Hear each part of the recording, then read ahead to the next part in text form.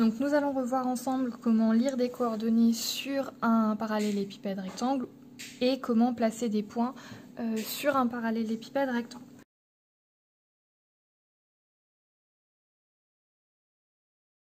Donc pour un repère, on va toujours avoir une origine. Et ensuite, on a trois axes, l'axe des X, l'axe des Y, l'axe des Z. Soit on l'appelle de cette manière-là, soit on l'appelle l'axe des I, l'axe des J, l'axe des K. Dans tous les cas, je respecte l'ordre alphabétique. Donc, soit j'ai le repère que j'appelle A, X, Y, Z, soit je l'appelle A, I, J, K. L'avantage de AIJK étant qu'on ait notre norme, notre distance. À chaque fois que je suis sur le point I, j'ai ma graduation. Ça signifie que je suis à 1. Le vocabulaire. L'axe des X, le premier axe, c'est l'axe des abscisses. L'axe des Y, c'est l'axe des ordonnées. Et l'axe des Z, c'est l'axe des côtes ou altitudes.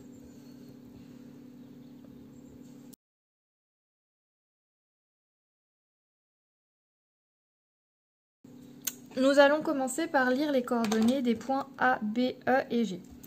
Le point A, c'est l'origine, donc ses coordonnées sont 0, 0, 0. Comme vous le voyez, je mets vraiment des points-virgules entre chaque coordonnée. Ça me permet de faire la différence avec des coordonnées qui pourraient être des coordonnées décimales, des nombres à virgule.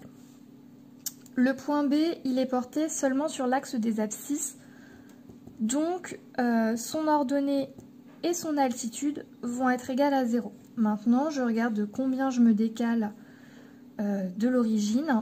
Je me décale de 1, je me décale de 2.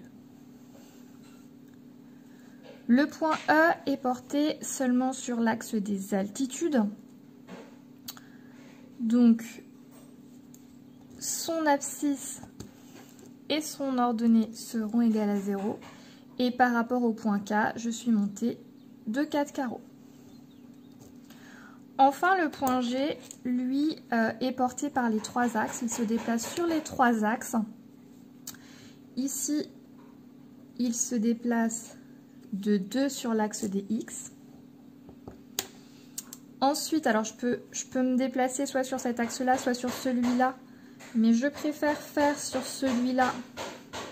Donc 1, 2, 3, 4, 5, 6 sur l'axe des ordonnées.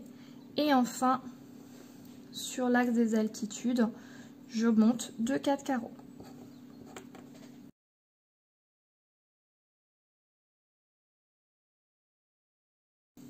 Donc on va placer le point M, le point N et le point P.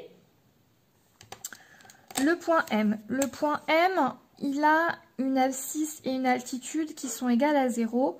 Donc il sera seulement sur l'axe des ordonnées. Il ne sortira pas dans ce sens et il ne montera pas. Il ira seulement vers la droite. Il ira vers la droite de 3. Donc le point M est ici. Le point N, on va le faire en 2 étapes. La première étape, je fais comme quand je place un point dans le plan. Donc le point N, je commence par placer l'abscisse et l'ordonnée. L'abscisse, il est à 2, l'ordonnée, il est à 5. 1, 2, 3, 4, 5. Ensuite, je relie par une droite parallèle à l'axe des abscisses qui passe par 5.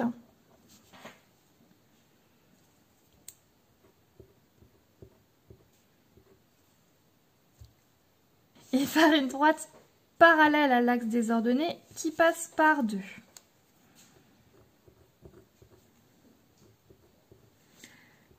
Le point repéré ici étant le point de coordonnées 2, 5, 0. C'est le point qui est dans le plan.